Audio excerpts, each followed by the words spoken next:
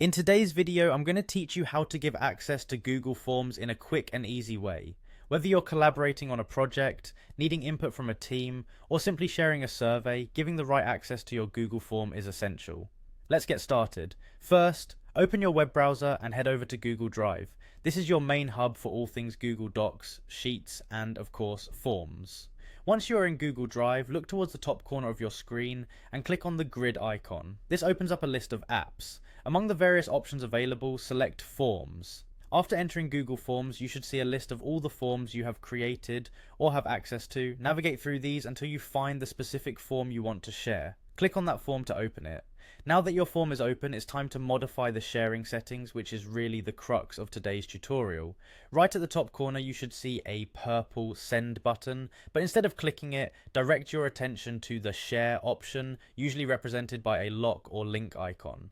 Click on this icon and you'll see that it takes you to the sharing settings for your form. Initially, you might notice that the form is set to restricted, meaning only specific people can view or edit it based on previous permissions. For broader access, you'll want to change this setting. There should be an option labeled restricted. Go ahead and click on it.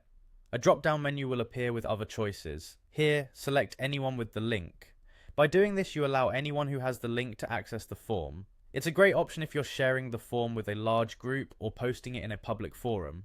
Once you've chosen anyone with the link, your next step is to get the link itself. Look towards the Windows bottom where you'll find Copy Responder Link. Click on this button to copy the link to your clipboard. This link is what you'll be sharing with those who need access to the form. After copying the link, click on Done to close the sharing settings. Now you've set everything up to allow access. The final step is to share that link, send it via email, message, or however you typically communicate. Once the recipients have the link, they'll be able to access your form with ease. That's it.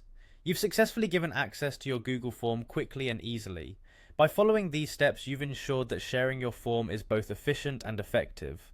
Thank you for watching.